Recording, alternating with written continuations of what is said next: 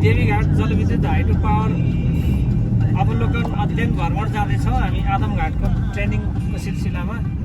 आदमघाटमा house wiring तालिम सञ्चालन भइरहेको छ सामाजिक विकास कार्यालय गजुरीबाट। यो तालिमको सिलसिलामा हामी आज 2083 सालको असारको आज 24 गते देवीघाट जलविद्युत हाइड्रो पावर अवलोकन तथा देवीघाटको सोलर प्लान्ट अवलोकन भ्रमणको लागि हामी प्रशिक्षार्थी म प्रशिक्षक लगायत हामी 10 जनाको टिम त्यतातिर जाँदैछौँ। अब साथीहरू रमाइलो गर्नुहोस्, के हुन्छ हेर्दै गर्नुहोस्।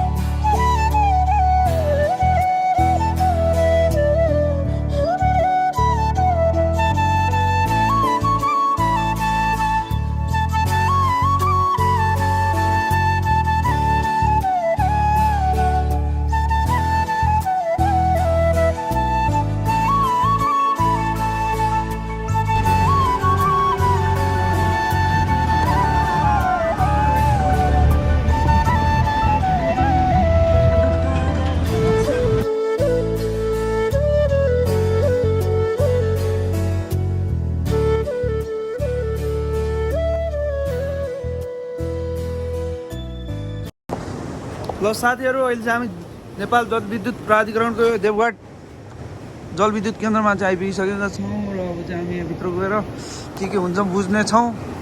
आज चाहिँ हाम्रो फिल्ड भिजिट रहेको थियो र यो चाहिँ यो देवघाट जलविद्युत प्राधिकरणको यो टर्बाइन मोटरहरू देख्न सक्नुहुन्छ। 3टा मोटरहरू छन् त्यहाँ सहर कुरा गर्न एकछिनमा हामी पनि भित्र छिर्छौँ, हेर्दै गर्नु।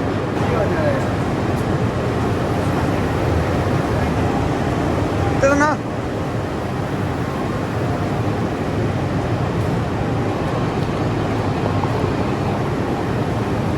देख्न सक्नुहुन्छ।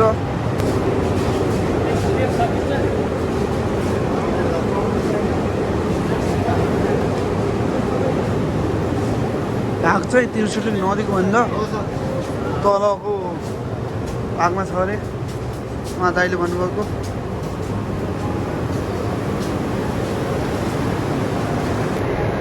देख्न सक्नुहुन्छ यो के हो थाहा भएन।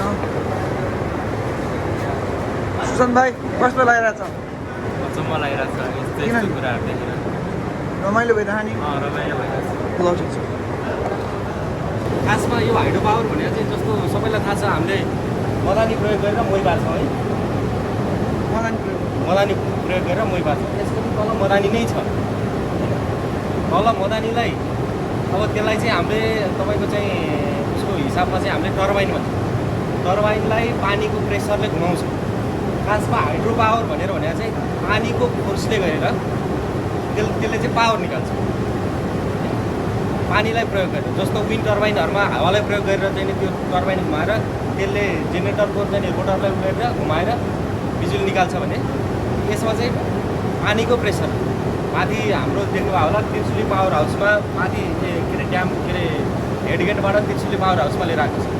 त्रिशुली पावर हाउसमा लिएर आएको पानीलाई चाहिँ त्यसको टेल रेस, यसको चाहिँ हेड रेस हुन्छ।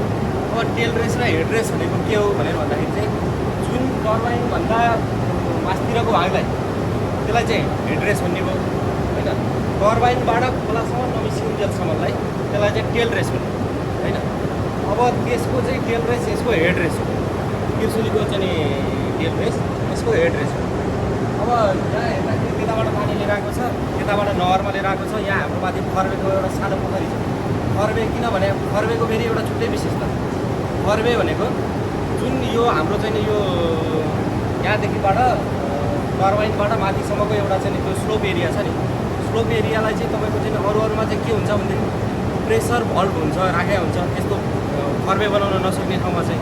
अब यसमा चाहिँ हाम्रो के गरे हुन्छ, हामीसँग ठाउँ छ।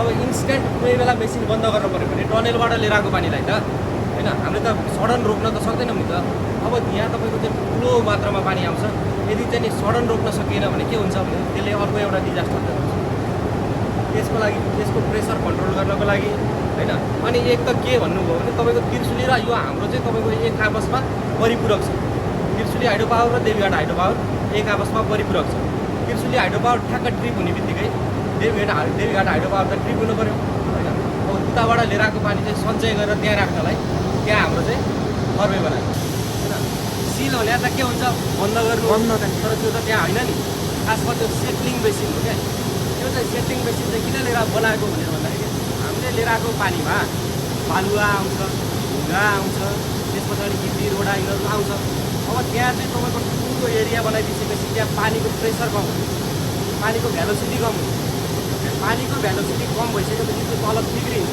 होइन त्यो बिग्रिसकेपछि बिग्रिनुलाई सेटलिङ भन्छ अब त्यहाँबाट लिएर आएको पानीमा अनि त्यहाँबाट हामीले यता लिएर आउँछौँ नि यता लिएर आइसकेपछि त्यो पानीमा फोहोर ढुङ्गाहरू हुनु भएन पानीमा ढुङ्गा हुने भयो भने के हुन्छ भनेर भन्दा हाम्रो यहाँ आएको टर्बाइन ब्लेडहरू उड्छन् त्यसले गर्दाखेरि ड्यामेज लिएर आउँछ भनेर सेटलिङ बेसिन बनाउनु पर्छ अब त्यहाँबाट त्यो सिल ट्याङ्कीबाट त्रिशुलीमा आउँछ त्रिशुलीमा भएको चाहिँ त्यहाँबाट जेनेरेटर चाहिँ टर्बाइन घुमाउँछ टर्बाइन घुमाइसकेपछि त्यहाँबाट आएको पानी यहाँ गर्छ यहाँ पनि नहरको थ्रुबाट क्यानलको थ्रुबाट लिएर आएको अर्वेमा आइपुग्छ अर्वेबाट यहाँ तल जान्छ यहाँसम्मको भयो होइन यहाँ एउटा के अरे स्ट्यान्डरलाई चाहिँ त्यसले टर्बाइनले घुमाउँछ अनि जेनेरेटरले बिजुली निकाल्छ अब जेनेरेटरले कसरी बिजुली निकाल्छ भनेर भन्दा हाम्रो पेट्रोलबाट युज हुने जेनेरेटर छ नि त्यसले कसरी बिजुली निकाल्छ भने त्यसमा पनि कम्पोनेन्ट चाहिँ एउटै हो प्रिन्सिपल त्यसको एउटै हो म्याग्नेटिक फ्लक्सलाई कट गरेर बिजुली निकाल्ने त्यसको के अरे प्रिन्सिपल एउटै हो तर के हो भनेदेखि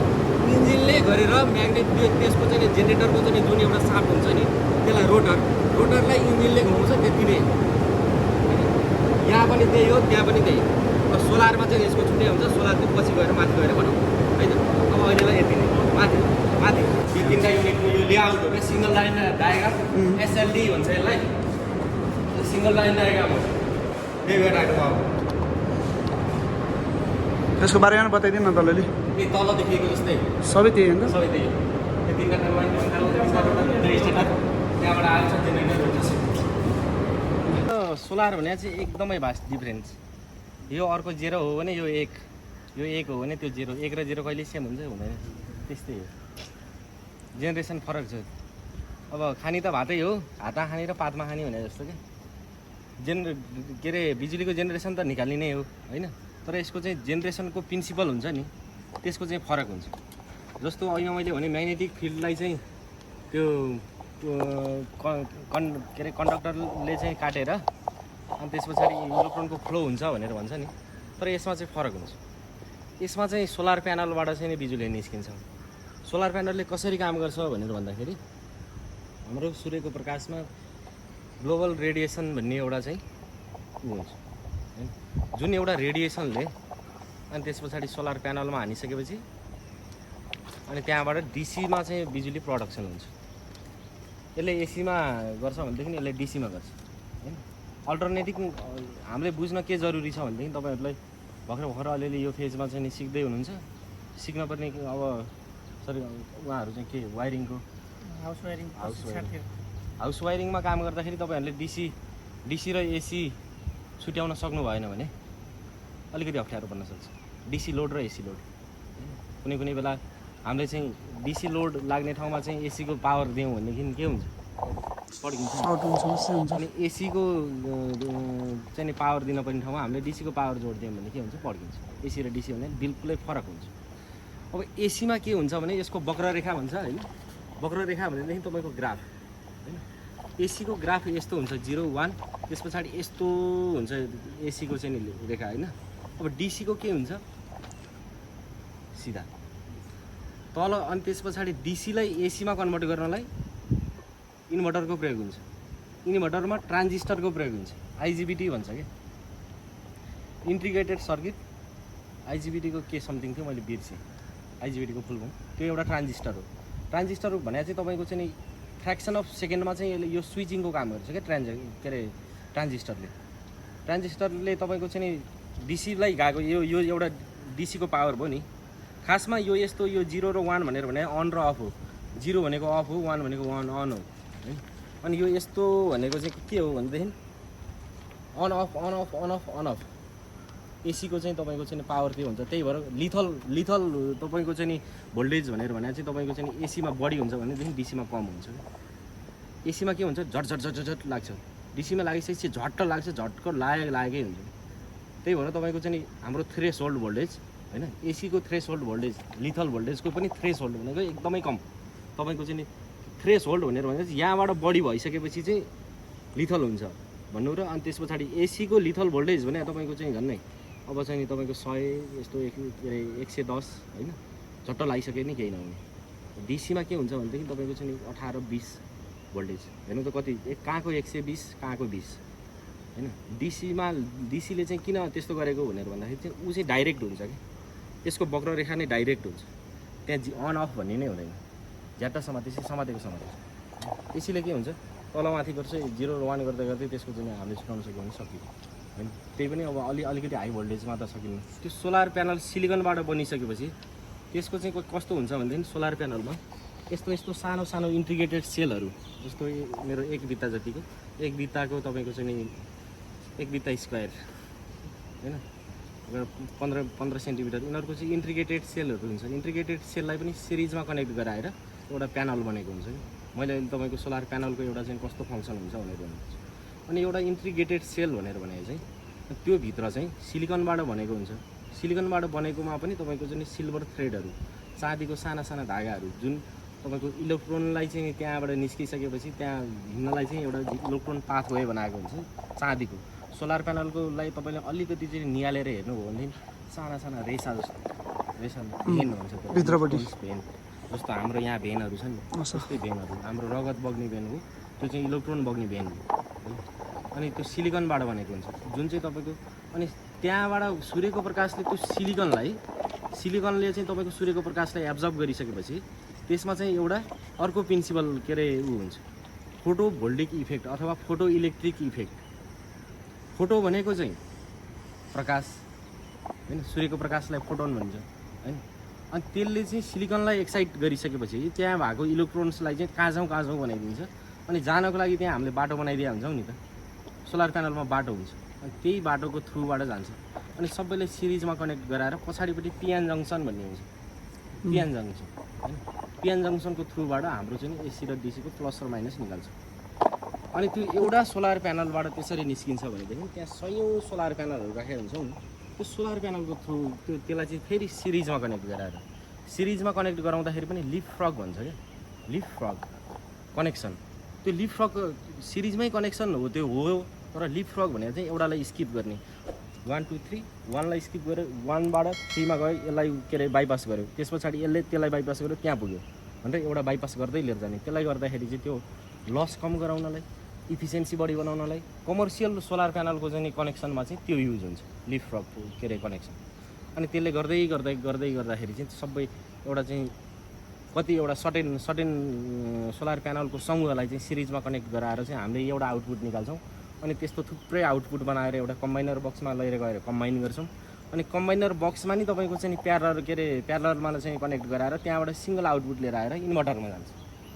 अनि इन्भर्टरले अहिले मैले भने जस्तो आइजिबिटी बोर्डहरू युज गरेर हुन्छ, त्यहाँबाट चाहिँ आरवाइबी 3टा फेजहरूको जेनेरेट हुन्छ।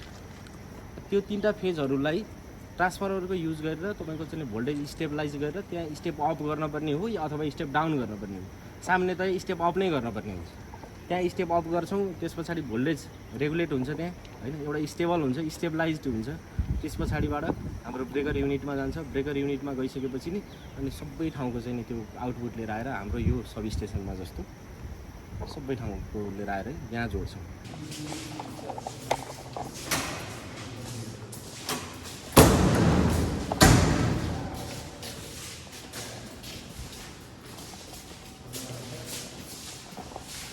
अहिले फोटो एकछिनमा खिच्दा अहिले बुझौँ मैले है।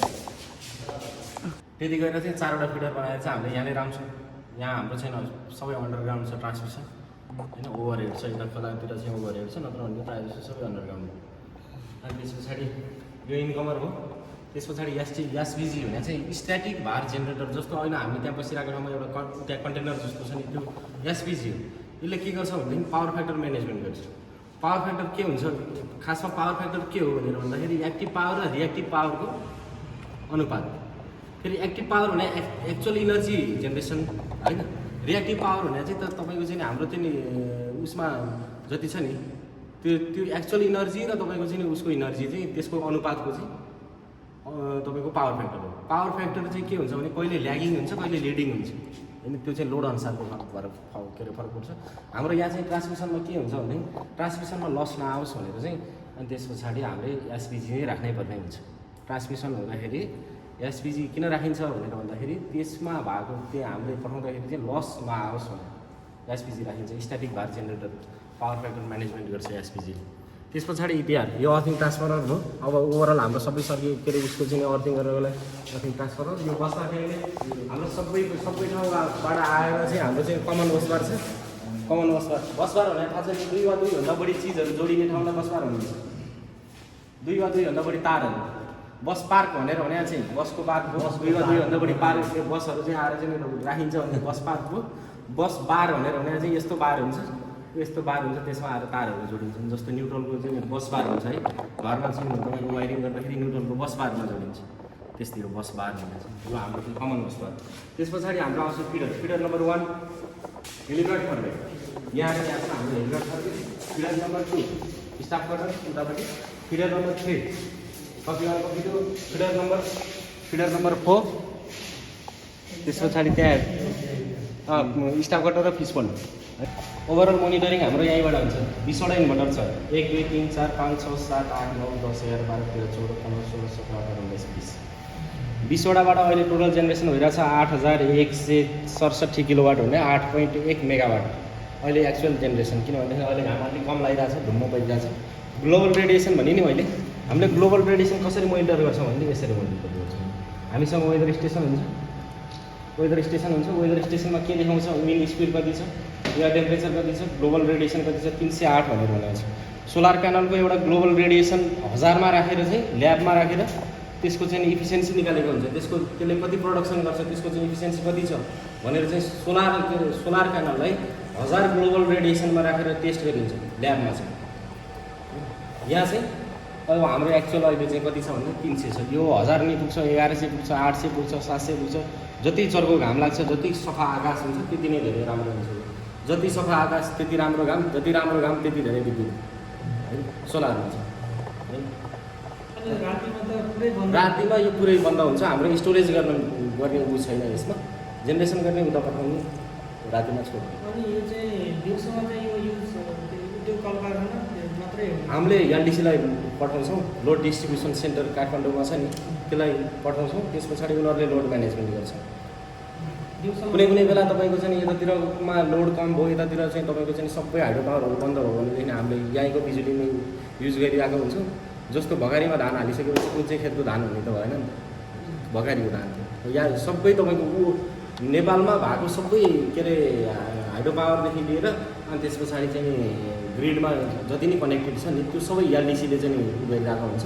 लोड कता पठाउने, लोड कता पठाउने, तपाईँको चाहिँ कति लोड छ भनेर मोनिटरिङ गर्ने, त्यस पछाडि लोड डिस्ट्रिब्युसन गर्ने एलडिसीले गर्छ, जसको नाम हो लोड डिस्ट्रिब्युसन सेन्टर होइन। त्यहाँबाट पठाउँछ LDC, Kathmandu LDC load distribution centre. त्यहाँबाट 8वटा कम्बाइनर बक्स एकपट्टि, 8वटा गएर 16वटा कम्बाइनर बक्स गरेर तपाईँको चाहिँ यहाँबाट गरेको हुन्छ। त्यस पछाडि यो एउटा इन्भर्टर हो, यो इन्भर्टर युनिट 1 भयो, यो इन्भर्टर युनिट 1, यो इन्भर्टर युनिट 2। अब अहिले रातमाटे आइडियास 2ले कति जेनेरेट गरिरहेछ भनेर भन्दाखेरि आरवाइबी भोल्टेज यहाँबाट निस्किन्छ। यहाँबाट हामीले 2टा मात्रै पठायो होइन, 2टा युनिटबाट। यहाँ आरवाइबी यसरी निस्क्यो, 563 एम्पियर निस्क्यो, 562 एम्पियर निस्क्यो, 564 एम्पियर निस्क्यो होइन। अहिले 326.77 किलोवाट जेनेरेट गरिरहेछ अनि मेसिन रनिङ अवस्थामा छ। अब हामीले अहिले भने मैले 22वटा प्यानललाई चाहिँ एउटा सिरिज लिप फ्रगमा चाहिँ कनेक्सन गरेर त्यस पछाडि एउटा स्ट्रिङ बनाएको हुन्छ भनेर त्यसलाई पनि मोनिटर गर्न सकिन्छ। यहाँबाट यो यास 1 इक्वल टु 22वटा प्यानल, यास 2 इक्वल टु 22वटा प्यानल। यो भनेको चाहिँ तपाईँको चाहिँ यो 2.9 एम्पियर भनेर भने चाहिँ 22वटा प्यानल बराबर 2.9 एम्पियर आइरहेछ है। यो यस्तो सबै मोनिटर गर्न मिल्छ यहाँबाट। इभन कि 22वटा प्यानल मोनिटर गर्न सकिन्छ भनेर भनेपछि यत्रो चाहिँ तपाईँको चाहिँ नि साइडहरू छन् होइन, जहाँ चाहिँ हामीले 22वटा प्यानललाई सिङ्गल एकैचोटिमा मोनिटर गर्न सक्छौँ। यहाँबाट उता जाँदा स्टेप डाउन भयो, यहाँबाट यता आउँदा स्टेप अप भयो, यहाँबाट उता जाने केस चाहिँ हुँदैन। यहाँबाट उता जाने भने चाहिँ तपाईँको हामीलाई पावर चाहिएको बेलामा, हाम्रो पावर जेनेरेसन नभएको बेलामा जस्ट सर्किट कम्प्लिट चार्ज नै राख्नको लागि चाहिँ त्यो यहाँबाट उता जान्छ। त्यस पछाडि यो 66को भयो, 66को यो डिस्कनेक्टरहरू अब पहिलाको म्यानुअल हुन्थ्यो है, कतिपय केसमा हातले चलाउनु पर्ने हुन्थ्यो, तर हाम्रो यहाँ त्यस्तो छैन। यो सबै त्यहाँ अहिले स्काडा सिस्टम छ नि, यहाँ सबै त्यहीँबाट गर्न मिल्छ। म्यानुअल्ली गर्ने यो म्यानुअल रड भयो, म्यानुअल्ली गर्न पर्दैन, सबै त्यहीँबाट गर्न मिल्छ। यो आइसोलेटर पनि त्यतैबाट काट्न मिल्छ, लाउन पनि मिल्यो, काट्न पनि मिल्यो, त्यहाँ आएर गरिराख्नु परेन। यसको कन्ट्रोल प्यानल यो हो होइन, यिनीहरूको कन्ट्रोल प्यानलहरू चाहिँ यो आइसोलेटर ब्रेकरहरूको कन्ट्रोल प्यानलहरू यिनीहरू हुन् होइन। यो सबै यहीँबाट गर्न मिल्यो होइन। यो त्यस पछाडि यो ब्रेकर हो, ब्रेकर पनि हाम्रो त्यहीँबाट काट्न मिल्यो। सर्किट ब्रेकरको काम के हो, सर्किटलाई काट्ने होइन, ब्रेक गर्ने, यो सबै त्यहीँबाट गर्न मिल्छ। यो इलेक्ट्रिकल स्विच र मेकानिकल स्विच हुन्छ यसमा। कम्प्युटरमा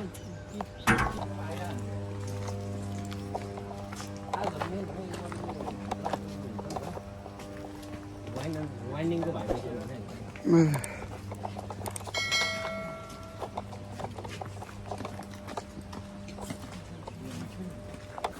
ल अहिले चाहिँ हामी यहाँ नुवाकोटको यो सोलर प्यानल, नेपालकै सबैभन्दा ठुलो सोलर प्यानलमा आएका छौँ। देख्न सक्नुहुन्छ यहाँ छ एउटा, पारिपट्टि छ एउटा सोलर प्लान्ट।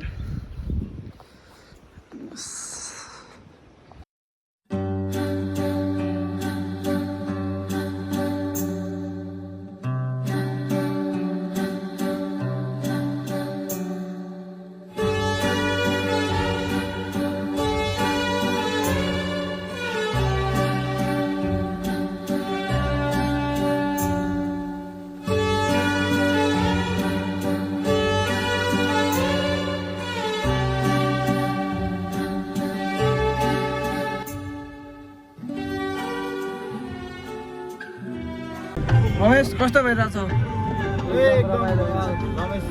यहाँ चढ्दै ट्राई गर्छु। अनि आजको दिन कस्तो रह्यो? आजको दिन बहुत रमाइलो होइन। यसो हामीले विद्युतको अब जलविद्युत आयोजनाको बारेमा यसो सबै कुराहरू थाहा भयो। अलिअलि सरहरूले पनि बताउनु भयो। उहाँको सर एकजना हुनुहुन्थ्यो, उहाँ धेरै नै विज्ञ हुनुहुँदो रहेछ होइन। उहाँको नाम चाहिँ दिनेश भट्टराई। अम्बा दामी हुन्छ।